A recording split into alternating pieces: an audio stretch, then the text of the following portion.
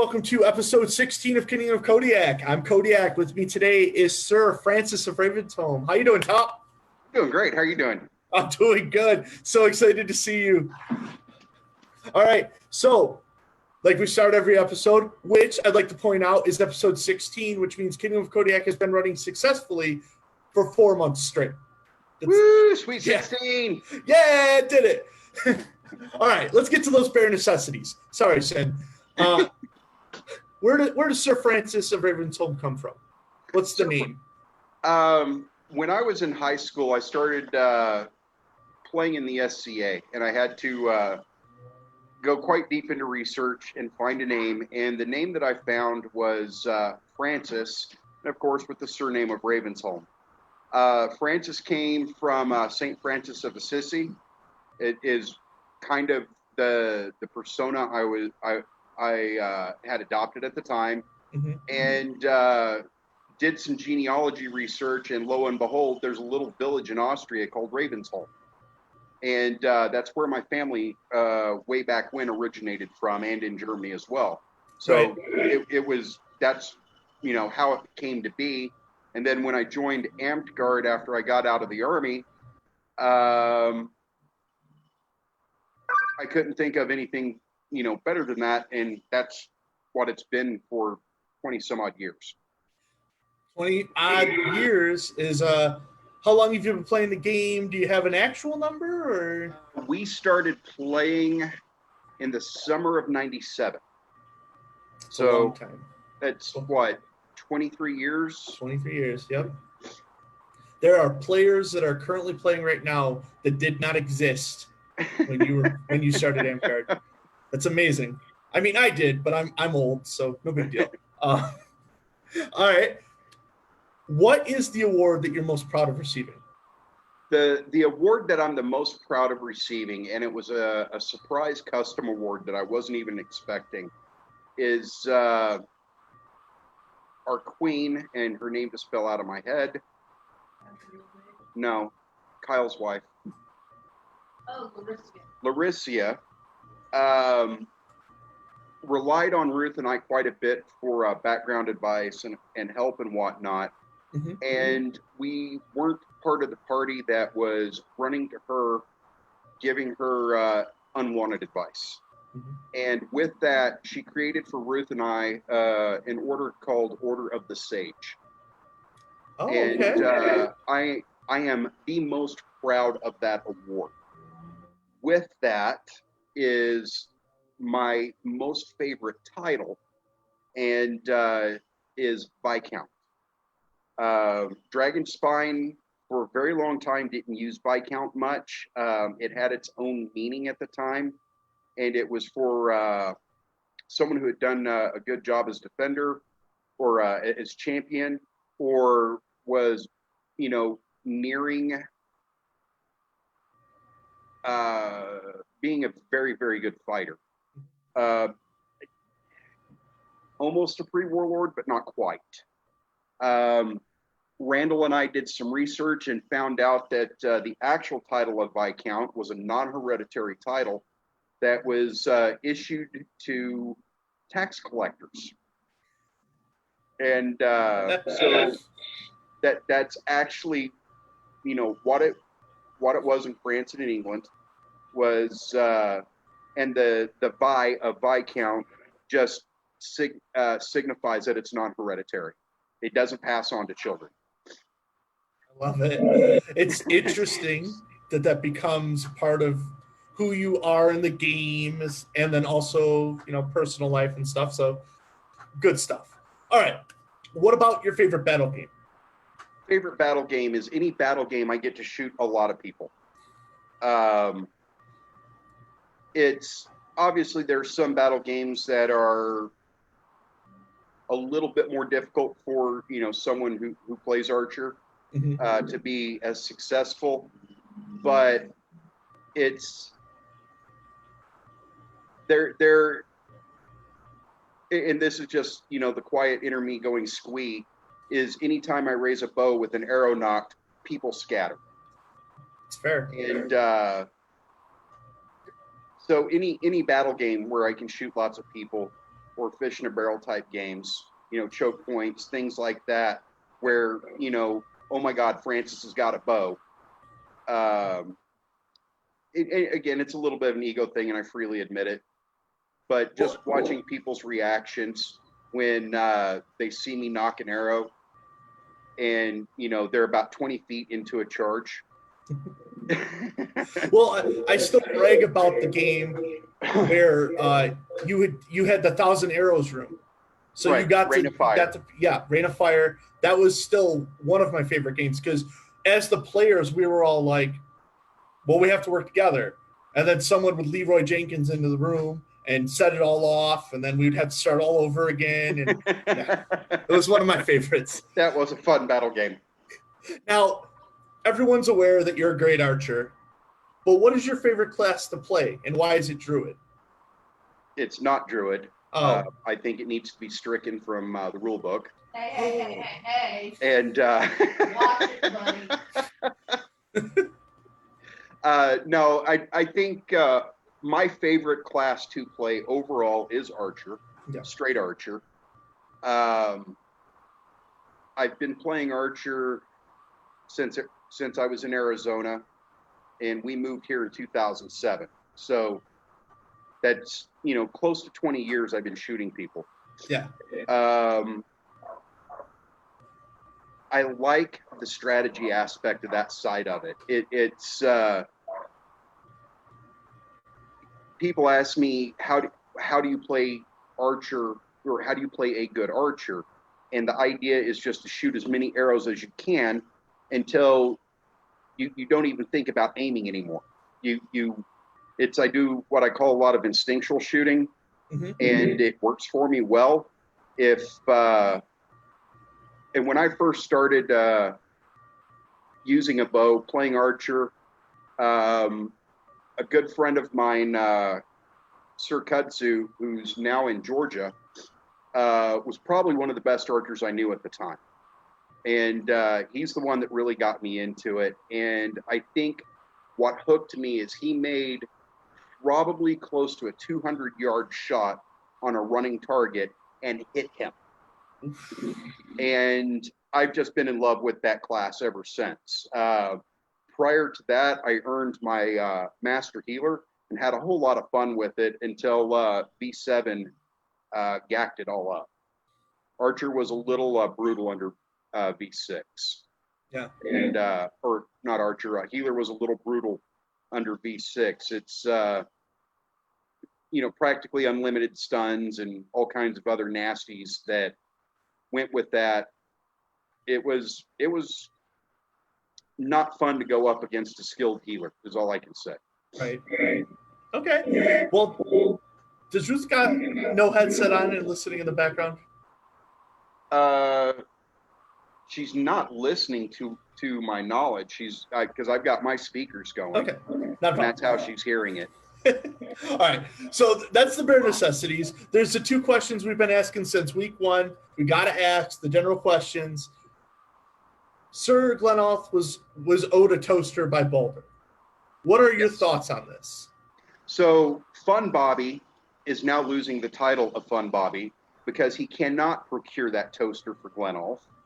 And what I'm going to recommend is that we take to Kingdom Althing and procure a toaster to put in the care of Glenolf.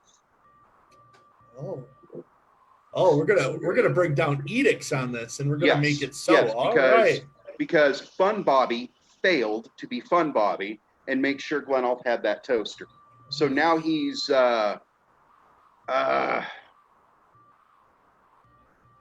Ebenezer Bobby, Scrooge Bobby. Let it be known. Wow.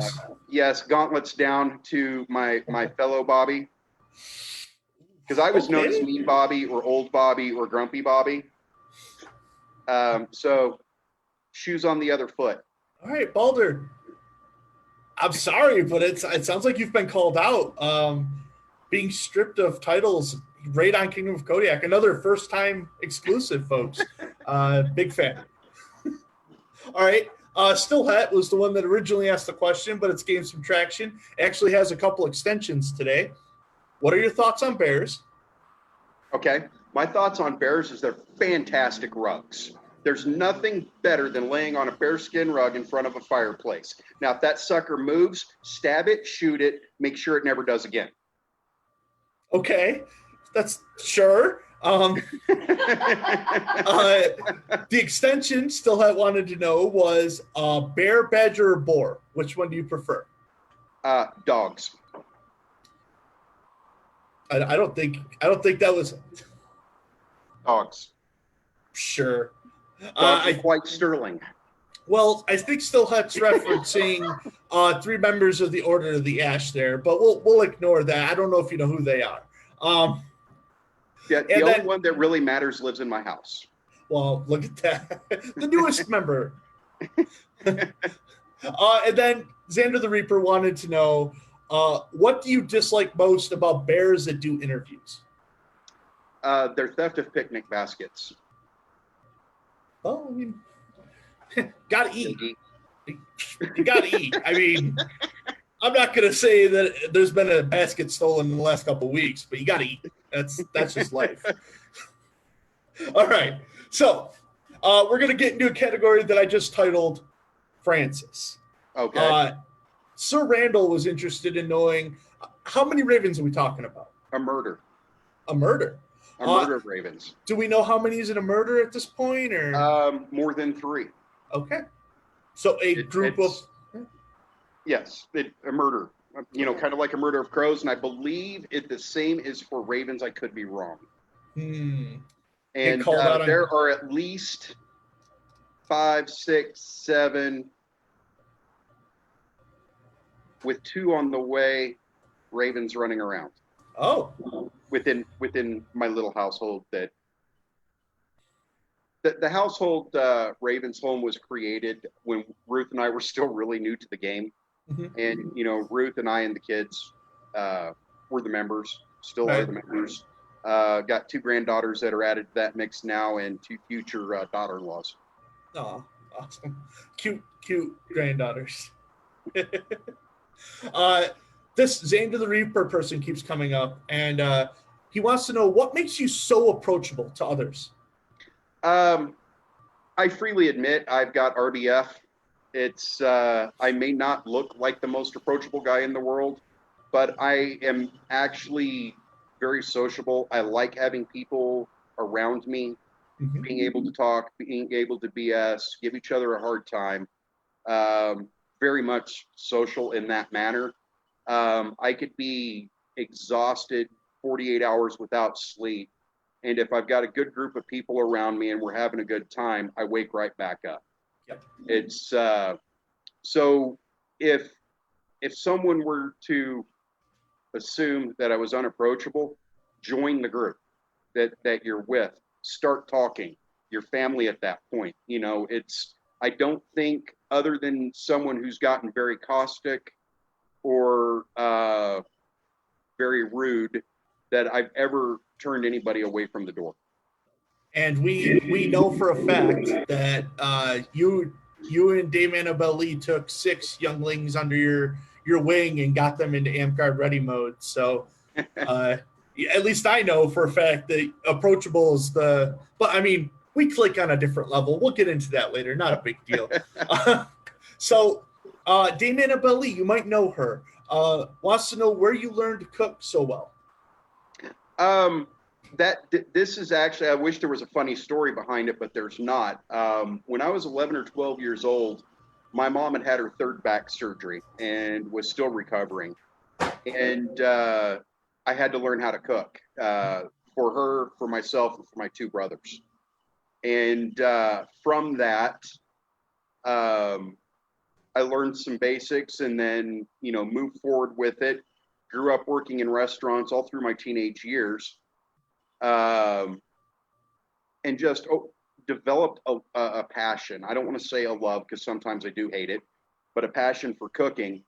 And I think what I enjoy more about the cooking is when everybody's eating and they're having a good time, they're enjoying themselves. I think that for me is the most rewarding. Absolutely. You might be interested to find out some of the ideas I've got coming down the pike if I'm ever reelected. Kingdom of Dragons Spine mid-range almost here, so guess what's going to be coming from Kodiak? Additionally, Dame Annabelle wanted to know when's the next time you're going to run for office so that she could judge and get some of the food. Well, that's just Dame Annabelle being greedy. Well, because I do most of the cooking here at home anyway. And but I really do pull out all the stops when I'm doing crown quals. Mhm. And we'll see. It's I think with the way we're transitioning as a kingdom, I'm going to have to figure out how to develop a kitchen I can take with me anywhere. Mhm. Because if we're at a campsite doing crown quals, it's a little hard to get into some of the finer things that I do like and enjoy cooking. Yep. I love the idea of there being on-site challenges, and I think that's something we're going to tap into coming down the road. It's just very expensive to get that kitchen put together. Yeah, that's fair. That's fair. Lady still had somehow sneaked this question into the serious ones. What's your stance on Queen? I believe we're talking about Queen the band. Yes, I do agree that we're talking about Queen the band, and I'm going to disagree with my host. I don't think they're overrated. Oh. I think that is a severe lack of education on the host parents' part. With his comment that they're overrated, he has disinvited himself from rock band parties where we do a lot of Queen. Specifically, the last song of the night is typically Fat Bottom Girls, and there is nothing funnier than a group of 30 people all together singing that song closing the night out. At the last Halloween party I attended, Fall Out Boy was a big deal, and you could definitely tell the riff of the new people to the older. Wait a minute, because there was a whole bunch of people breaking into Fall Out Boy and knew all of the words. But that's fine. Your stance on Queen is your own, and you have a right to be wrong. It's not a big deal. I give you that right. Lady Stillhat would also like to know, have you always been a good archer? No. When I first started archery, if it didn't move, I could hit it. Okay. I was pretty good at target archery, but if it moved, I couldn't hit it to save my life. Going back to Sir Kudzu, if it moved, he could hit it. Mm-hmm. And he was notorious for shooting wizards' fingers when they were casting like this. And, completely ruin their day because now, back at one point in time, you had to have a spell called ambidextrous to be able to cast with either hand. Oh, okay. If you didn't have it, you lost your ability to cast. And there's nothing funnier than a wounded wizard running around that can't cast. So, no, it took a lot of years to get good.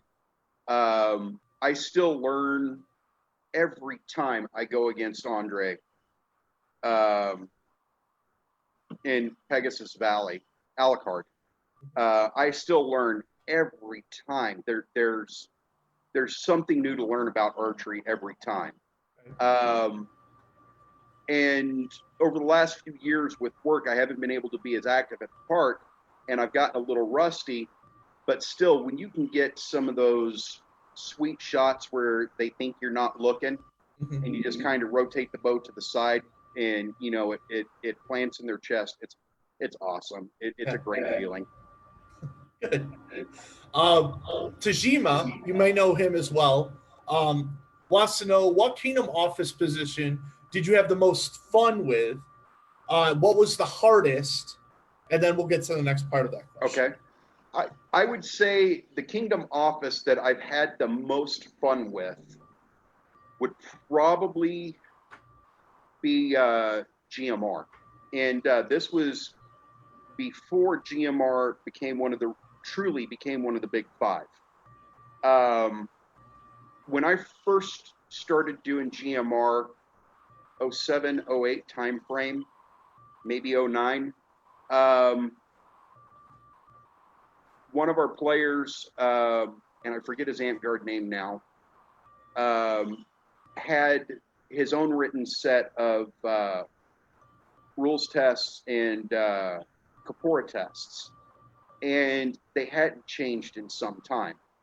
So I decided that I was going to come up with another version of the rules in the Kapora test, and that what I came up with ended up standing the test of quite some time because it was in use for almost 15 years.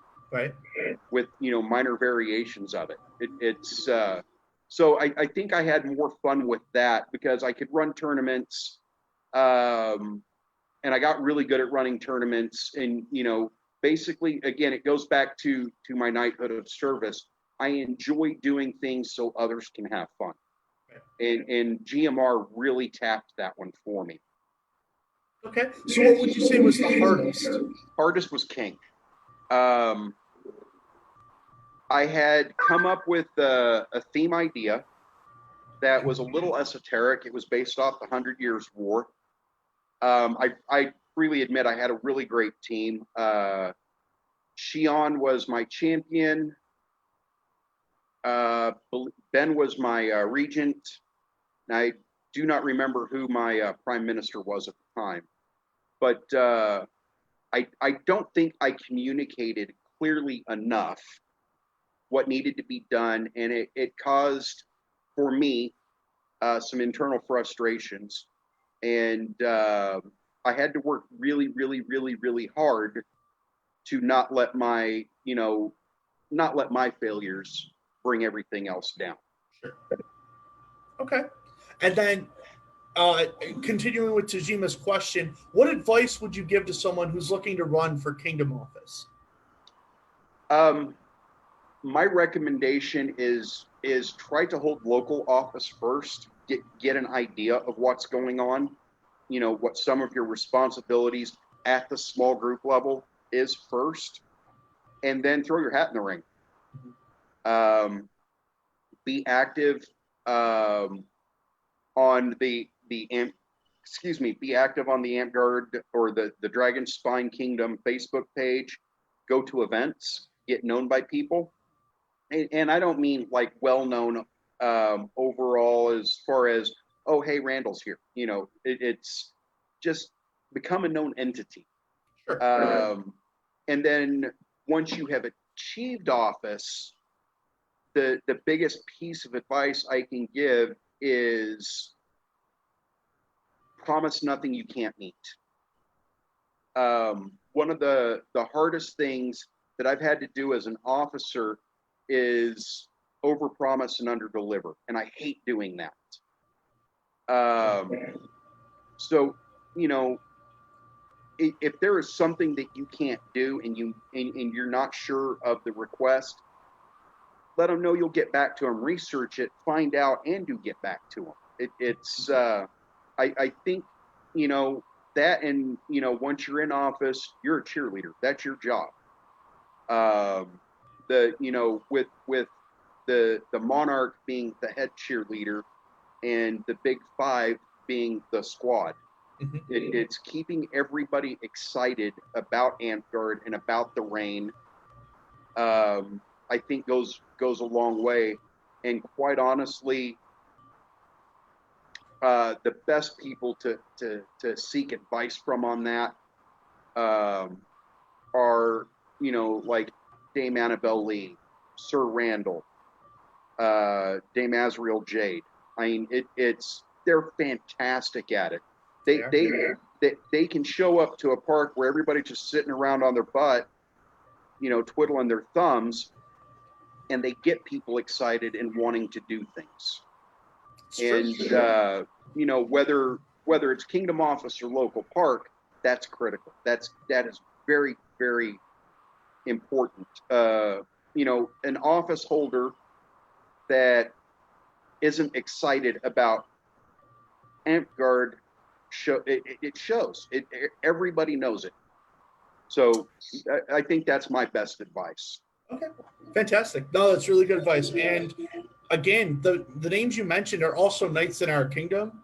So approachable people that can give you knowledge about before the game was floating, that know a lot about the processes. And I still do it. I'm the current monarch of our kingdom, and I'm still reaching out to people, being like, "Hey, I want to make sure I do this right, so at least the kingdom understands I'm trying." You know, um, it is what it is. Back to the Xander the Reaper guy. He keeps coming up, and it's back to archery. Why did you pick archery? I was when I first started doing Archer, I was playing healer. I did a lot of sword and board healer, did a lot of straight healer, and our park was relatively small at that point, and started. It exploded fast with a bunch of new people, and they weren't really big into the class battle games. And when you've got 5 or 6 people that are really good level 6 players and a bunch of new folks that are between first and third level, specifically under the V6 rulebook at that time, they would just get rolled. It wasn't fun for them anymore. So I decided to pick up a bow. I've always been interested in archery. It's always, intrigued me. And so that's why I got started with it. It was a way at the time to balance the field. And with my arrow tech at that time, which was absolutely hideous, and I'd be terrified to shoot someone with it now, I just got better and better at it and got better equipment and, refined my equipment, refined my skills with it. And it's something that I have to constantly work at to be good. It's even if I put the bow down for a year, it takes me a good 6 months just to feel like I'm back into the swing of things. And then probably another 6 months where I feel like I'm actually doing good. So it's, something I've constantly got to work at to be good at. And I just want to point out how much your service belt shows when you say how you did that. You wanted people, yeah, sure, you wanted to balance the field, but you wanted other people to have fun. Right. So you're sacrificing your high tier to go down and play so that other people can enjoy it. It's a flame belt tactic. I see it all the time. So Xander then wanted to know about your favorite archery story. My favorite archery story, which is technically, according to Sir Randall, how I got my Master Archer title. Okay. Is the hat trick story. Is we were in the middle of a battle game, and I think it was a mid-rain or something like that. We had a lot of people on the field. And during that very same battle game, 3 people took an arrow to the groin. And the story has turned into, it was just one shot right after the other that had happened. So I think that's my favorite Archer story, just the way it has changed. It's grown legs over time. Yeah. Tying into that is before Dom fully moved down here, and he was still in Silver City. The Silver City crew at that time was thoroughly convinced that Dom could out ninja me as an archer, and just some of the crazy stories that I heard back from some of those players. Just, it was fantastic. Yeah. And Dom and I have been paired against each other for quite some time now, so that just makes the stories even funnier. Right. So it's anytime there's a Dom Francis story where he's running monk and I'm running archer and something exotic happened, I'm all for it. Yeah. Cloud's Edge likes their Dom stories, that's for sure. Yeah. Oh yeah. Just it's almost a cult thing. Yeah, it is almost a cult thing. Still work on that. Anyways, the last part of that question is from Darius, and he was interested in knowing what you prefer out of Bow Assassin or Bow Scout. Neither. Neither. Yeah. Neither. And my reasoning behind that is I play straight archer. I love to play straight archer.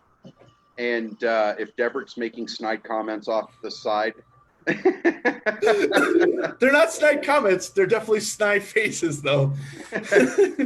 I feel that playing straight archer, I've got more variety in what I can do.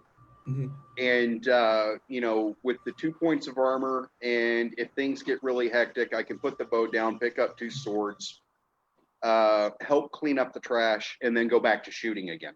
Yep. And you see a monk when I yell phase arrow, they get really paranoid. You see a warrior that forgot to harden his shield and I yell destruction arrow, they get really paranoid. Right. You see casters get a little paranoid when they see the purple headed arrow. I think for me, a lot of why I like to play archer is the psychology of the game. Sure. And knowing that if I pull a particular arrow, I can kind of change how people are going to react as far as the other side. And I really don't have anything against bow assassins or bow scouts. I just prefer straight archer. Okay. Before we get to the next question, it was a question put in the chat. I called you top at the beginning, and Deverick is interested in knowing why I called you top. Okay. This is a fun story. This was your first clan, I believe. And it was a Sunday morning, and we were tearing down the shop and trying to get it loaded into the van so we could get down the mountain. At the time, in my reserve unit, I was the first sergeant, and one of the nicknames for first sergeant is Top. You had just recently gotten out or had been out for a little while. Deverick, who's still in, was helping load the truck, and you had accidentally kicked over my coffee cup. And I don't know what sparked it. It was hilarious at the time, but I just kind of looked out at you and looked down at the ground and looked back down at you, or looked at you and went, what happens when you spill Top's coffee? And you just started doing push-ups. And from that point, the nickname has stuck. One of the running jokes between you and me and Deverick is drop for top, and it's a military family thing, really. Yeah. It's because I know there are some that don't understand that side of our lives that kind of raise eyebrows at us. Yeah. For anyone that needs a little bit more into that, it was the Sunday morning after my first GOTC. And if you know anything about the Saturday night of what GOTC is like, ask a friend. Because I was still up at 6 ready to go. Just saying. It's rough. Sunday mornings are typically rough. Yeah. But yeah, drop for top. Just one of those classics that'll never go away. The last question in our Francis category is still from Darius, and he wants you to talk about your favorite rain theme. Oh, there's actually 2 of them that tied together, and that was run by Sir Randall and Dame Azrael Jade, and it was their Alice in Wonderland themes. And I don't remember if it was mid-rain or end-rain, but I went fully dressed as Alice. That was the first one. I had the blonde yarn wig, the dress, the Mary Janes with the dingy white socks and the little cheroot cigar. Kind of went with the Looney Tunes version of Cupid on that, and that was the whole idea behind it. And every time Randall would say the word Alice in court, and it was hilarious. At one point during that, Amy had to run to the back to take care of something in the kitchen. A lot of noise was being made and expletives being mentioned, so she ran to take care of it. So what do? I stand up and I take her place. And Ben's trying to slink away from me the whole time to gain distance. That one was a lot of fun. There were a lot of great battle games with that. The second run of that literally started when I stepped down as monarch. And Randall's very poetic, and throughout that entire reign, there were little poems that came out that you kind of had to solve to figure out, and I like the challenge of that. I was also used quite a bit for various battle games as murder machines, if you will. Sure. Had a great time doing that. That was the reign where I earned the Vorpal Blade,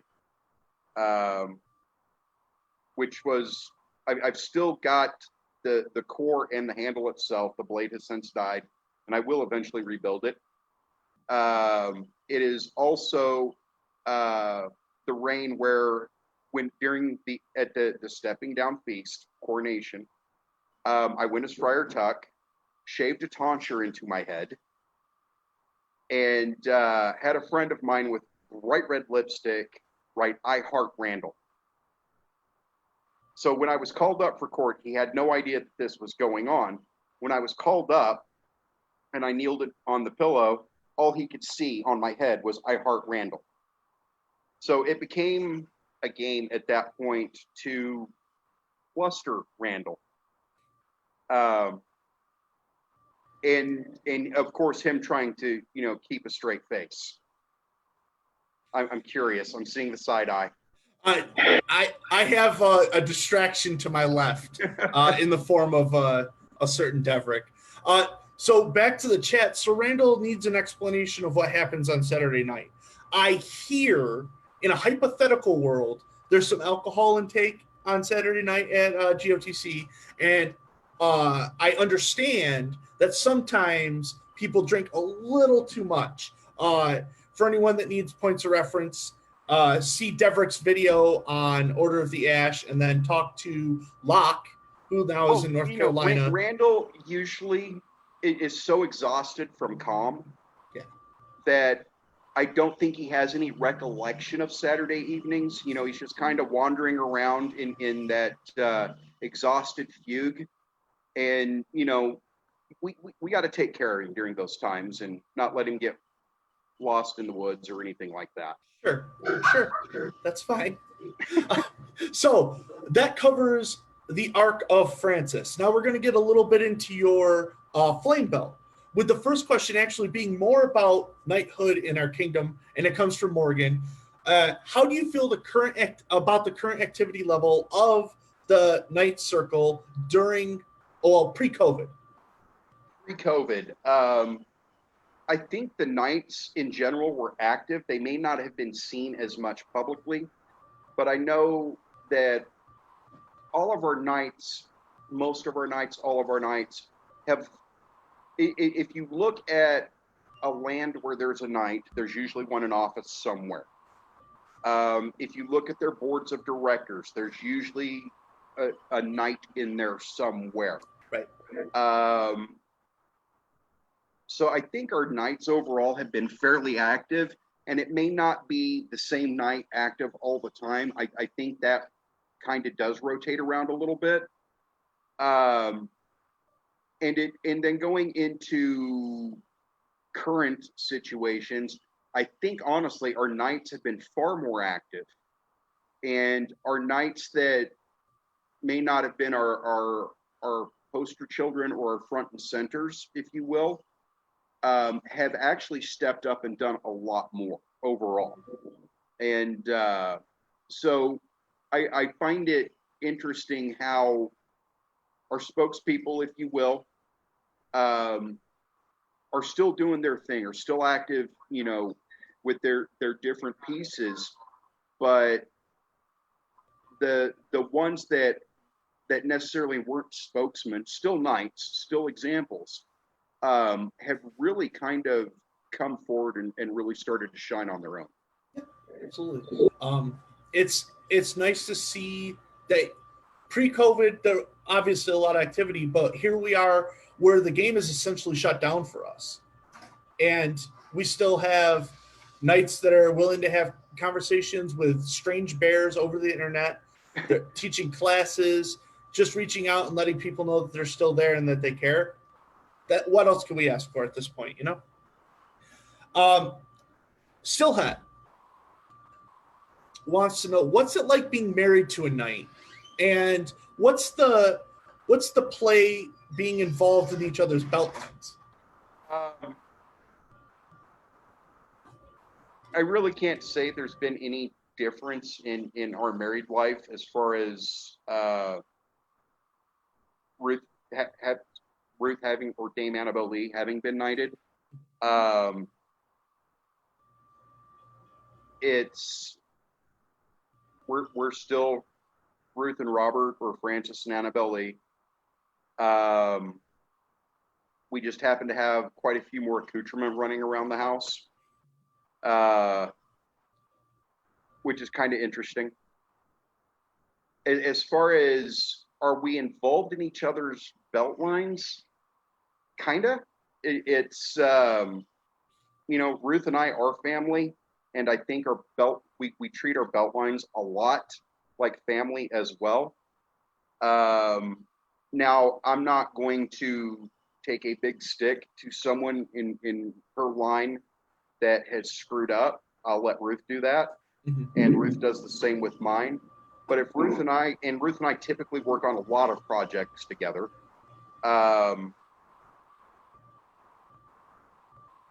It's and the belt line is with us. We kind of expect participation from everybody to some degree, whether it's, you know, getting water or sewing or helping strike a tent or put up a tent, things like that. We don't demand it, but it kind of I think willingness, because Ruth and I are very obviously flame oriented, very service oriented, that if you're not willing to pitch in a little bit, we may not be the right fit for you. Right. But we will help you find the right person too. So I know that you guys are so accepting of people that at GOTCs, Zachary, who's in the chat now, Edelsbeth, and I have all been like, well, we're just going to help them tear down and put up and stuff, because, I mean, they take care of us during GOTC. Like, we will find your guys' tent. We spend a lot of time with you guys. Yep. It's and it is fun from the outside perspective, watching both of the knights talking to their beltlings, and know that I have none of that responsibility. You think. So since we're touching on the belt line a little bit here, can you break down yours for us? Okay, currently I've got 2 squires and a page. One of them is Squire Mags, who's probably rolling her eyes or making funny faces at you right now. The other is Squire Gravedigger, affectionately referred to as Talby or Talbs. He was when I got serious with the game, he was my first page that I really connected with on a level where we worked together a lot. And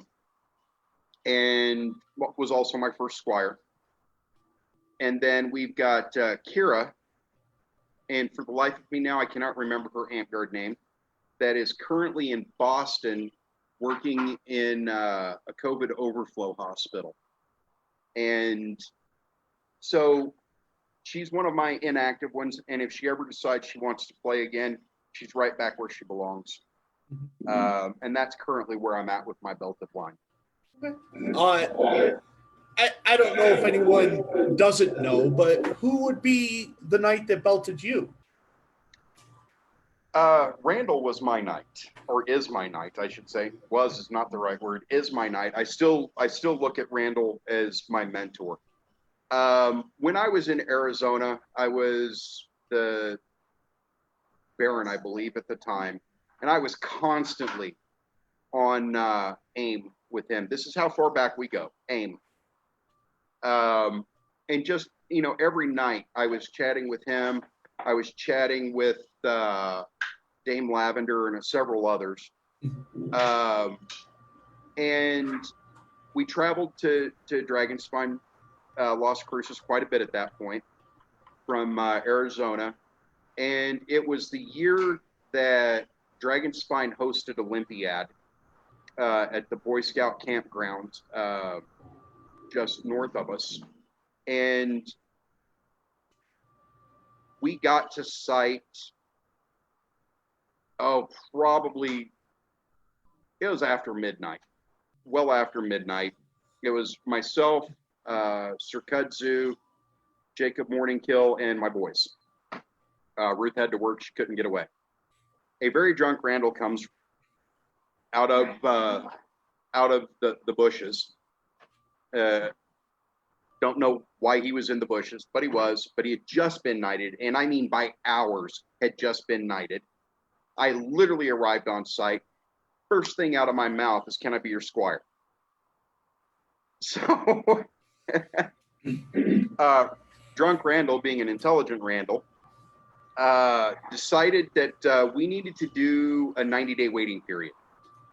And at the end of that 90 days, he did officially let me know I was a squire.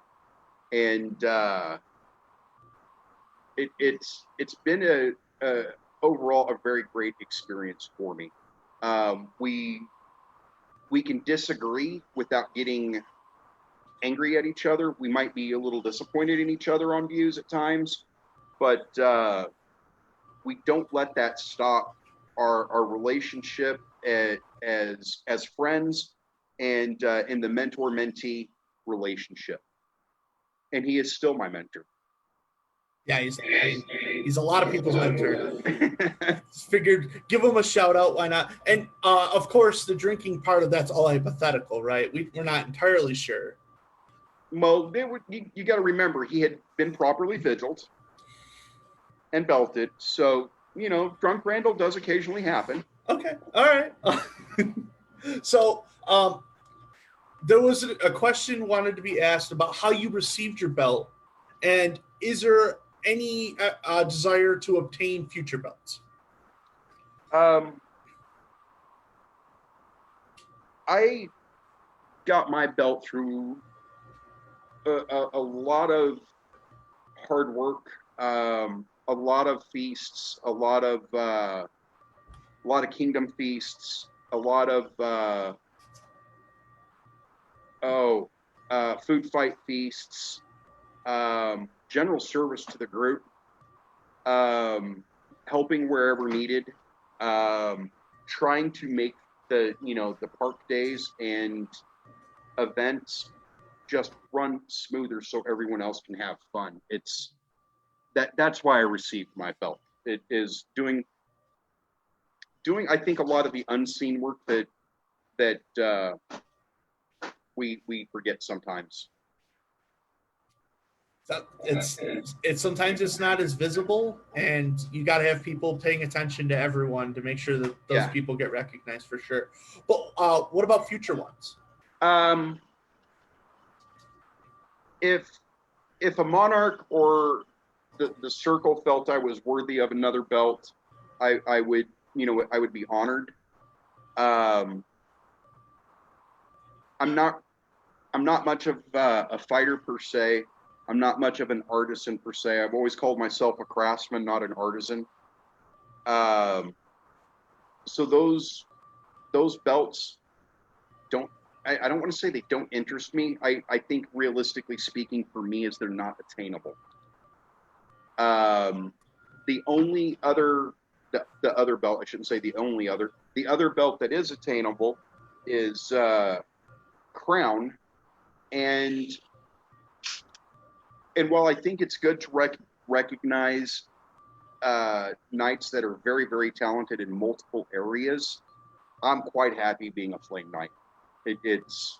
And continue growing people and growing the game itself. That's what I enjoy doing.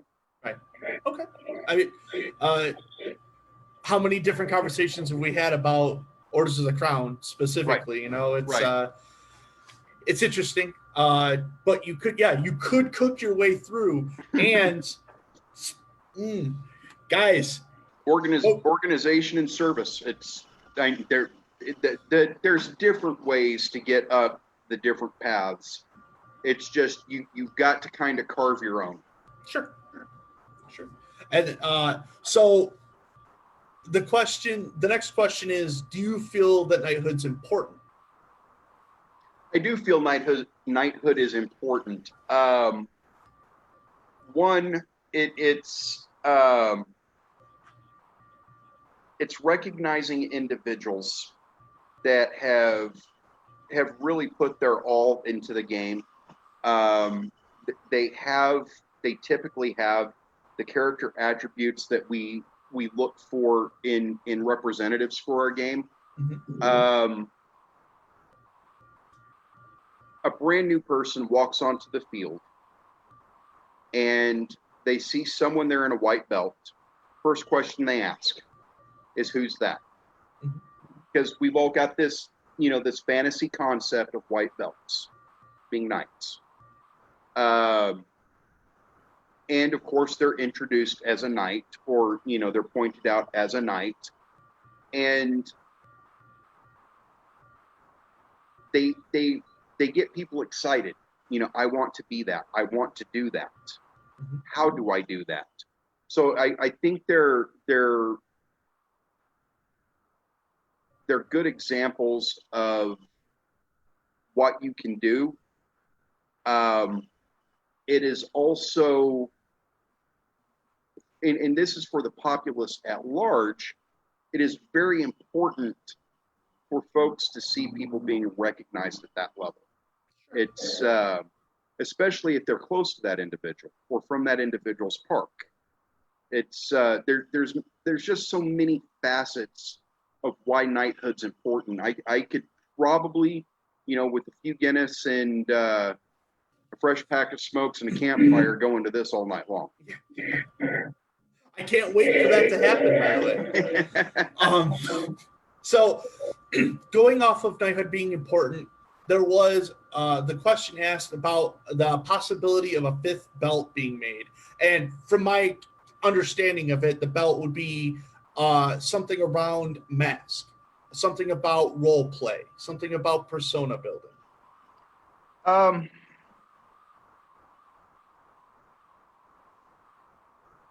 I'm not necessarily opposed to it. The few proposals I've seen floated around concern me. Mm-hmm. That we as an organization and members of that organization talk quite a bit how subjective knighthood is now, and the proposals that I've seen are incredibly subjective for the fifth belt.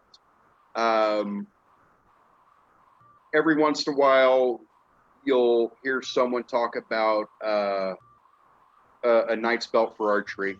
I giggle behind my hand. Sorry, I'm an archer. I love archers. I don't think they need their own belt. It's a class. Mm-hmm. None of our belts are based off of a particular class in a battle game. Right. I think RP is important. I think forcing people into bad RP gives most people a very bad taste of RP. Sure. And I think that's the uphill battle on that one, is convincing old goats like me who've been forced into really bad RP that we weren't enjoying ourselves. I mean, we had our, we had our class persona or our personas, and we were running along. We were having a great time, and then we were being forced into characters, into situations that weren't us. Right. And I think that's one of the RP issues that Amtgard as a whole has to get over. In being, someone coming out to the field stating that they're a Draco Werelich, half-born, whatever, that is not of high enough skill in their class, or being able to, even on the martial skills, getting upset at people because we're not role-playing to their strengths. Right. You might want to reconsider your persona a little bit. And I think that's personally my biggest issue with what I've seen in the past of forced role play is the folks that come up with the uber all powerful characters can't role play it. And the rest of us are forced into it, and it leaves a very bad taste in our mouths. Sure. One day, you and I can sit down and go through it. I think there's some legs there if it's not treated as everyone has to role play, but we'll talk about that at a different time. Last question inside of your knighthood category. Who's your favorite squire? Favorite squire? This is going to piss a lot of people off, and that's okay. Favorite squire is one that I don't have anymore. She is now playing a different game, and that is Teresa in California. Okay. It's I love all my squires. They're all close to me. But anytime you get called into asking for favorites, you're never going to like the answer. Sure. That's probably why the person that's not belted you asked the question, so that All right. So this is the category you wanted. Talking to you about this, you wanted the funny ones. Well, here they are. So Darius wants to know: is a hot dog equal to an open-faced sandwich or a soft taco? Yes or no? Why or why not? Okay. A hot dog is not a soft taco. A taco is defined as a tortilla. And a tortilla is not a hot dog bun. A tortilla can be a wrap, but then it's not a hot dog. So, a hot dog it is a sandwich. I don't care what anybody says. Okay. Because if we want to play the two bun fight, when you have a hamburger on a bun, it was originally one bun sliced. If you want to play the two slices of bread game, that came out of a whole loaf. So, a hot dog is a sandwich, closer to an open-faced sandwich, and that's my stance. Okay. Stillhat would like to know, what condiments do you prefer on your hot dog? I prefer a Chicago-style hot dog. Just a touch of mustard, a little bit of ketchup, not much. A good sharp cheddar cheese, that's my favorite on there. The celery salt, the sport peppers, and the kosher dill. That's the best hot dog in the world. All right. Morgan wants to know, if he gave you $3 to spend at a dollar store, what three things would you buy? Coffee filters, and then whatever snack cakes that I could get. Snack cakes. Would it be coffee cakes? It could be. Depends on the expiration date. All right. I know you researched this one, so I'm going to go. Morgan would like to know, what do you call a phobia of chainsaws? Actually, in my research, I found there are two answers, and I'm going to totally mangle the pronunciation of this. One of them is trianagophobia. Okay. The other is pronophobia. And both of those are fear of spinning blades. Oh. Which is the closest that I could find to an actual fear of chainsaws. A fear of chainsaws is also known as common sense. Morgan, you got three answers, bud. That's three more than I was expecting. All right. Now, a serious question that got inside of the jokes. Stillhut needs to know, how would you build a dark saber, and why would it be a flat blade that acts as an omni blade? Okay, I'm going to answer the first one, and then I'm going to crush her little soul with the second one. Dark sabers aren't built; they're manifested, and it is only by the darkest of hearts, the most insidious of anti-paladins, can a true dark saber be made.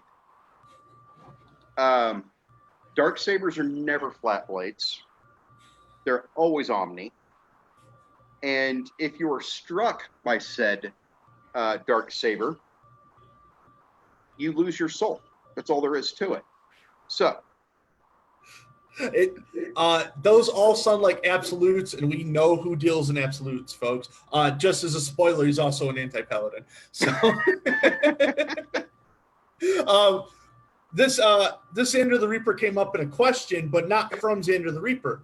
Who is Xander the Reaper? That's really an unfair question. It's not a who. Xander the Reaper is bigger than that. He's bigger than a who, bigger than an it. Xander is the Manatar. At any given battle game at GOTC or any other major event that I've been to, you can see the Manatar, known as Xander the Reaper, coming up gracefully to the battlefield. Typically shirtless, with that little smirk and his little hair toss. Yep. That enamors everybody, me included. It's so that is who or what Xander the Reaper is. And there's photo evidence of him actually being a Mantar. We've seen it. 4 legs, Xander body. It's amazing. It's beautiful. Stunning picture, by the way. It's stunning. Stunning is a very good word for that. Stillhat wants to know, does your belt brother deserve ice cream when she leaves work today? Okay, I thought I'd handled this last week when we were discussing this. Apparently not. It was not clear enough. No, because he's been married to Stillhat for some time. Stillhat asked him if he wanted anything from Sonic. Anybody with 3 or more brain cells that's married should have asked for ice cream or Sonic, if you will. This being the Southwest, when you go to Sonic, ice cream's almost a given at any given point. Yeah. So,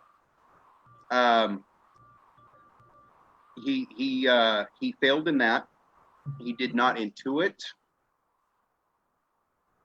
well enough to deserve Sonic. Well, as an update on that, he didn't receive it either. So, yeah, there's the stance on that. Additionally, as someone who got to coordinate the ice cream getting for a knighting at Maze this last time, I sent Locke running across the street to go get ice cream because it was forgotten, and I felt very proud that I was the one that remembered that step. So, I got really, really tied up before that event and forgot to go grab ice cream. I was ashamed. And then to run up to Sir Smiley and be like, hey, AP, right? And he's like, yeah. He's like, guess what? You're the highest ranking AP here. I need you to do something. And he handed it off, and it made me very proud. I'm not an anti-paladin in nature, but to be able to help the anti-paladins grow their ranks, it felt powerful. So the last question, I'm kind of biased because it's about me. What's your favorite Kodiak story? I think I've told that one already tonight. Yeah, it's got to be drop or top, one. right? It's because I was there for part of your antics Saturday night at the shop, as you guys kept streaming in and out, and that's one of my favorite places to be on Saturday night is the far southern end of the party, if you will. it's always a great time for me, and I think that's where I really got to know Chris and Kodiak. Yeah. So I had a good time, and that's probably my favorite story.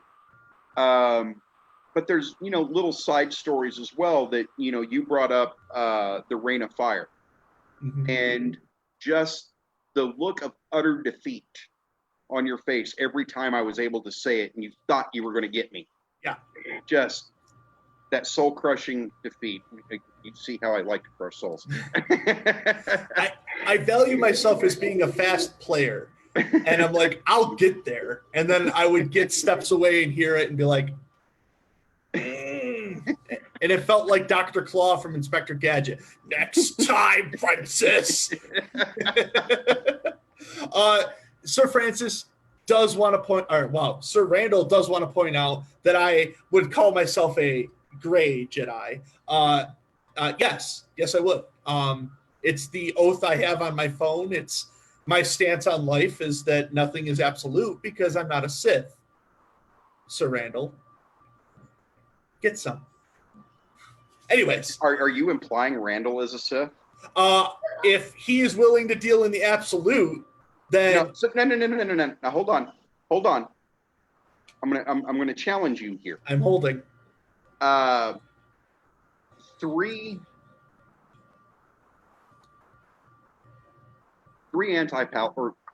paladins that I know stand in absolutes. Mm-hmm.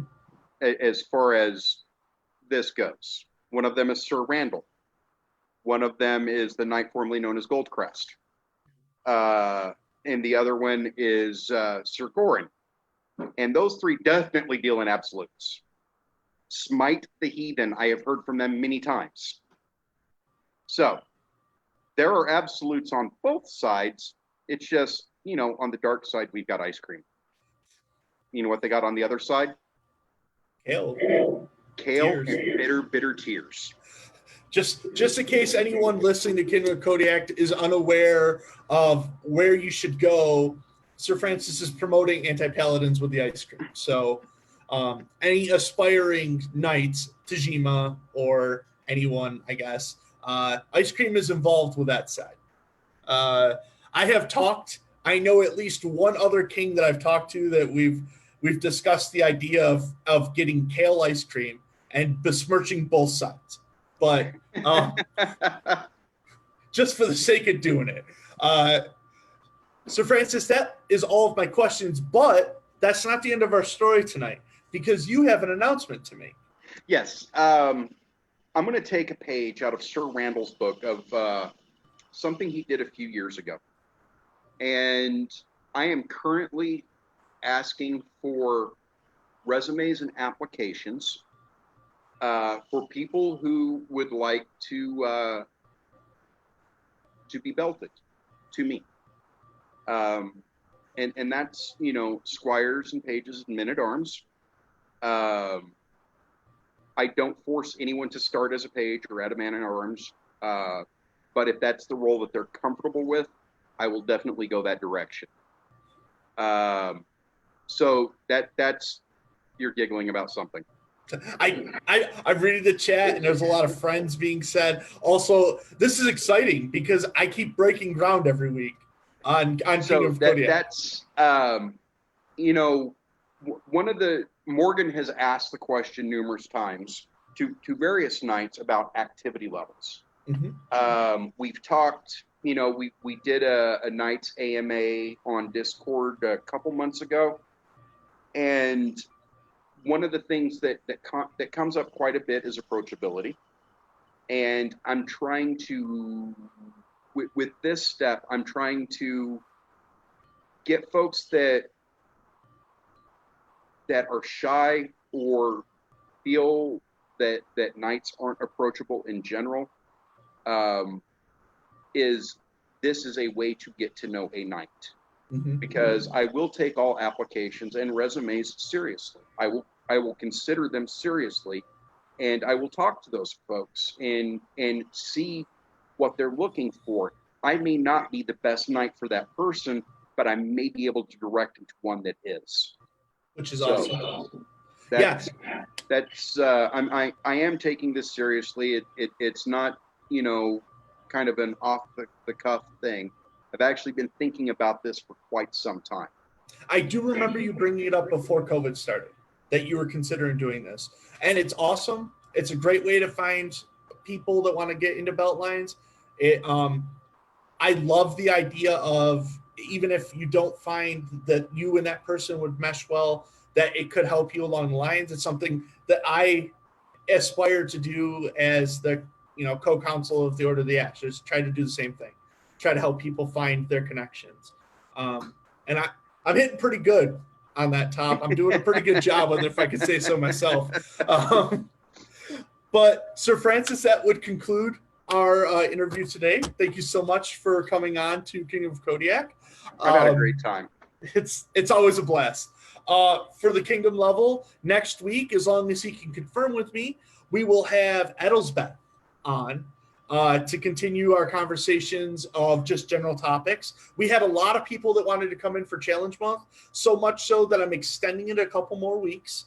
But to get a nightly chat with a friend, as well as a well-respected knight, and someone that I reach out to regularly to annoy with all of my questions and concerns. It's an honor. To have your beltlings running around me at all times is an honor. And I hope that when this ends, we can get some more of that arching going, Oh, I hope so. Yeah, right? One thing for the Kingdom, remember that All-Thing is the votes for that. It's going to be due next week. Very important topics on that All-Thing. This will shape our game in Dragonspine on some of these votes. So please, let's take that serious. I know it comes at the end of an hour and 15-minute video, but if you're watching this and you know that your people haven't voted yet, let them know. But until next time, I've been Kodiak. This is Kingdom of Kodiak, and I will see you